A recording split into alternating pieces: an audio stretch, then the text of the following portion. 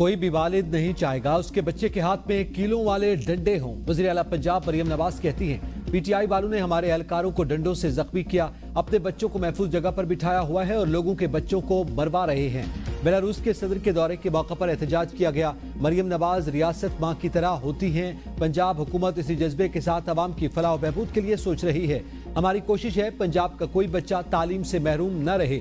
हुकूमत इस सिलसिले में हर मुमकिन इक़दाम उठा रही है। बहुत जल्द तलबा के लिए लैपटॉप स्कीम दोबारा लाएंगे। हुक्मरानों का फर्ज है आने वाली नस्लों के लिए काम करें।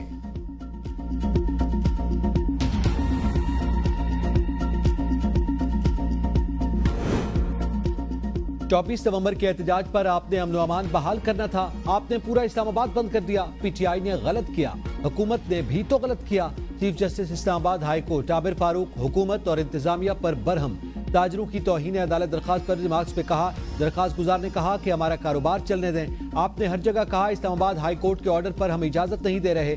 मैं अपने ही ऑर्डर का खुद ही शिकार हो गया था। अदालत ने आपसे कहा था कि शहरियों, कारोबारी लोगों समेत एहतजाजी मुजाहिरीन के बुनियादी हुकूक का ख्याल रखें। पीटीआई से भी पूछूंगा कि अदालती अहकामात की खिलाफ वर्जी क्यों की।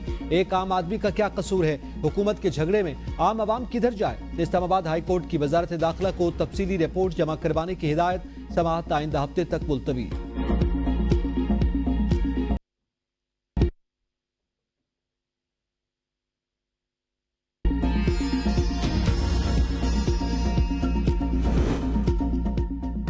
इस्लामाबाद में रेड जोन की सिक्योरिटी हमेशा तरजीह रही। पीटीआई की तारीख है, उनका कोई एहतजाज रैली पुरअमन नहीं रही। नायब वज़ीर आज़म व वज़ीर खारजा इसहाक डार की इस्लामाबाद में सफरा से गुफ्तगू, कहा रेड जोन की सिक्योरिटी से मुताल्लिक खुसूसी क़वानीन नाफिज किए गए। दारुल हुकूमत में किसी भी एहतजाज के लिए मकामात का तयन किया गया।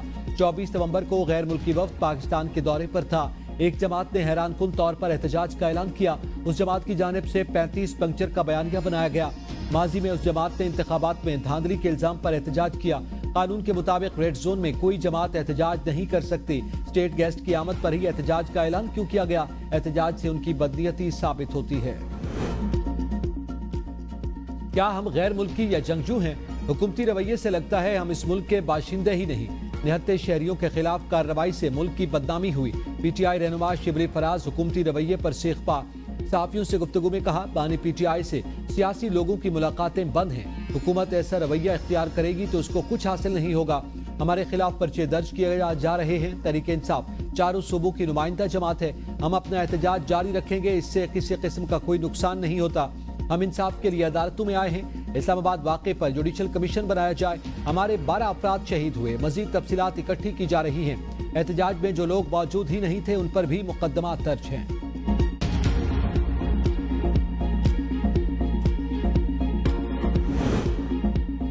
GHQ हमला केस में उमर अयूब और बुशरा बीबी की दरखास्तें बरीयत खारिज। ATC अदालत ने महफूज फैसला सुना दिया। डी चौक एहतजाज पर थाना कोसार में दर्ज मुकदमे में भी अहम पेशरफ। इस्लामाबाद पुलिस ने 96 मुलजिमान के वारंट गिरफ्तारी हासिल कर लिए। वज़ीर आला खैबर पख्तूनख्वा अली अमीन और बानी पीटीआई की अहलिया बुशरा बीबी के वारंट गिरफ्तारी जारी।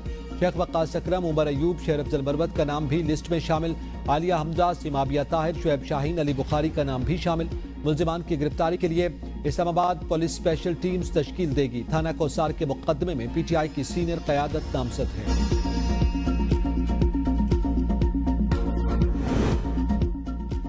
वज़ीर आला खैबर पख्तूनख्वा अली अमीन गंडापुर का डी चौक मुकदमे के खिलाफ इस्लामाबाद हाई कोर्ट से रजू। दरखास्त दायर, थाना सेक्रेटरिएट में दर्ज मुकदमे से दहशतगर्दी की दफात निकालने की इस्तदा। दरखास्त में मौक़िफ़ इख्तियार किया गया। एहतजाज के लिए आईनी हक को इस्तेमाल किया। पुलिस ने दहशतगर्दी का मुकदमा दर्ज कर लिया। हतमी फैसले तक FIR या दहशतगर्दी की दफात को मुअत्तल किया जाए। साबिक सदर आरिफ अलवी को गिरफ्तारी का डर, हिफाजती जमानत के लिए सिंध हाई कोर्ट से रजू। अदालत ने 20 दिन के लिए हिफाजती जमानत मंजूर कर ली। अदालत का 50,000 रुपए के मुचलके जमा करवाने का हुक्म। अदालत ने 3 मुकदमात में आरिफ अलवी की जमानत मंजूर की। केस की मजीद समाअत के लिए मामला आईनी बेंच को भेज दिया। इलेक्शन कमीशन का इस्लामाबाद में बल्दियाती इंतखाबात के इनेकाद न होने पर मायूसी का इजहार। तरमीम शुदा लोकल गवर्नमेंट एक्ट 2015 के मुताबिक ही हल्का बंदियों के काम का आगाज करने का फैसला। Chief election commissioner Sikandar Sultan Raja की जेर सदारत इजलास। इलेक्शन कमीशन की फौरी तौर पर जरूरी इंतजाम करने की हिदायत। एलामिया में कहा, इलेक्शन कमीशन इस्लामाबाद के बल्दियाती इंतखाबात के लिए 4 दफा हल्का बंदियां कर चुका। जब भी इंतखाबात की तैयारी हो तो कवानीन में तरामीम कर दी जाती है। हल्का बंदी का शेड्यूल मंजूरी के लिए जल्द इलेक्शन कमीशन को पेश करने का फैसला। पेशावर हाई कोर्ट में जजेस की तैनाती का मामला, सुप्रीम कोर्ट का आईनी बेंच टूट गया। जजेस की तैनाती से मुताल्लिक केस की समाअत जस्टिस अमीनुद्दीन खान की सरबराही में 6 रुकनी आईनी बेंच ने की। पेशावर हाई कोर्ट में जजेस की तैनाती के हवाले से केस की समाअत के लिए सुप्रीम कोर्ट में नया आईनी बेंच बनेगा। जस्टिस मुसर्रत हिलाली ने कहा, कमीशन के 2 अरकान बेंच का हिस्सा हैं, वो कैसे केस सुन सकते हैं। जस्टिस जमाल खान मंदुखेल ने इस्तिफसार किया कि पार्लिमानी कमेटी ने एतराज लगाकर वापस किया तो क्या आप दोबारा जुडिशल कमीशन गए। जुडिशल कमीशन एक नाम तजवीज करता है तो वो पार्लिमानी कमेटी जाता है।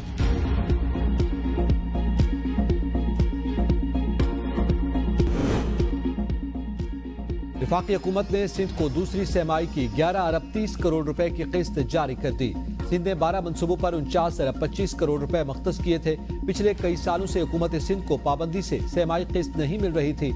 इस मरतबा वज़ीर आला ने बराह रास्त वज़ीर आज़म से बात करके दूसरी सेमाई किस्त हासिल कर ली। पंजाब के 17, खैबर पख्तूनख्वा के 7 और बलूचिस्तान के 30 मंसूबों के लिए भी दूसरी सेमाई किस्त जारी।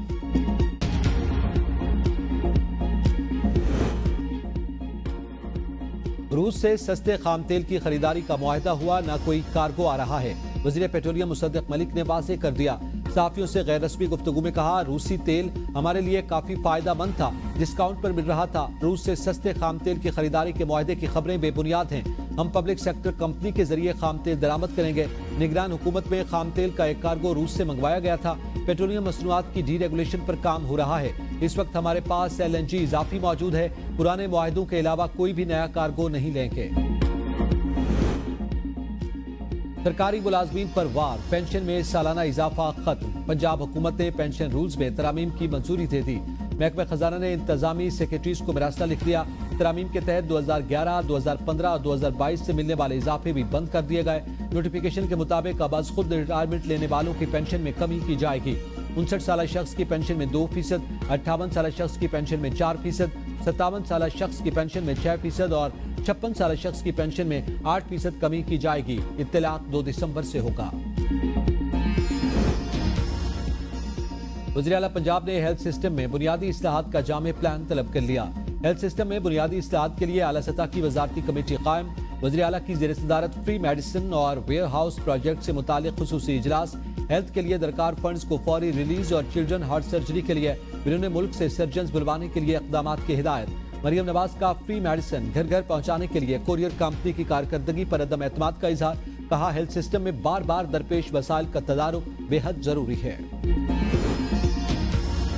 PTI के 24 नवंबर के एहतजाज के दौरान गिरफ्तार कारकुनान की अदालत पेशी। इंसदादी दहशतगर्दी अदालत रावलपिंडी ने गिरफ्तार कारकुनों को ताखीर से पेश करने पर RPO रावलपिंडी को शोकॉज नोटिस जारी कर दिया। कल तक जवाब दाखिल करवाने की हिदायत। रावलपिंडी डिवीजन में पुलिस ने 1100 से ज्यादा मुल्जिमान को गिरफ्तार करने का दावा किया। इंसदादी दहशतगर्दी अदालत इस्लामाबाद ने डी चौक से गिरफ्तार 17 मुल्जिमान का 3 रोजा जिस्मानी रिमांड मंजूर।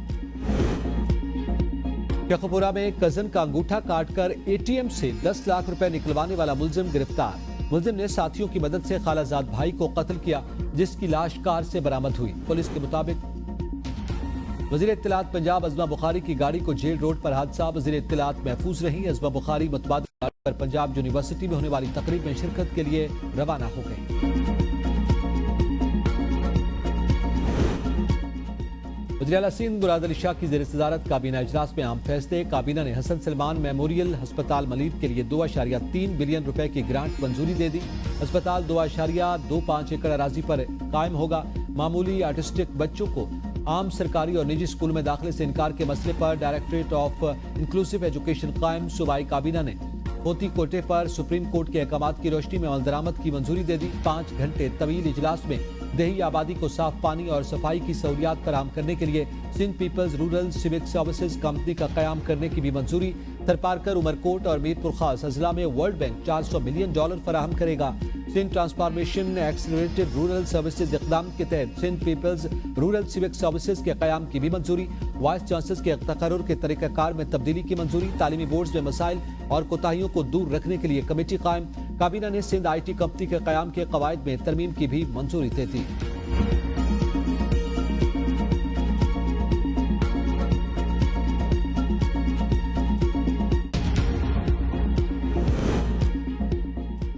खैबर पख्तूनख्वा हुकूमत का 1 जनवरी से लाइफ इंश्योरेंस स्कीम शुरू करने का फैसला। वज़ीर आला खैबर पख्तूनख्वा अमीन गंडापुर की ज़ेर सदारत अहम इजलास। सूबाई हुकूमत के 8 फ्लैगशिप मंसूबों पर पेशरफ्त का जायजा।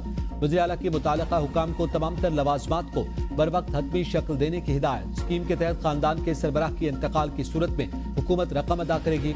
60 साल तक 10 लाख और 60 साल से ऊपर की उम्र की सूरत में 5 लाख रुपए अदा किए जाएंगे। शहरियों की लाइफ इंश्योरेंस पर सूबाई हुकूमत सालाना 4.5 अरब रुपए अदा करेगी।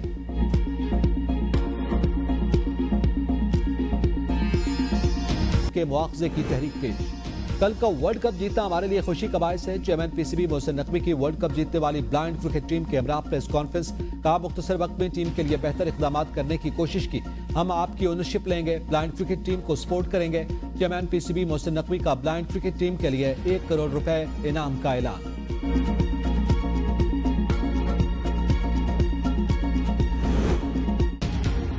देरबाला के सयाती मकाम वादी कमराट और लवारी टॉप में बर्फबारी ने वादी के हुस्न को 4 चांद लगा दिए।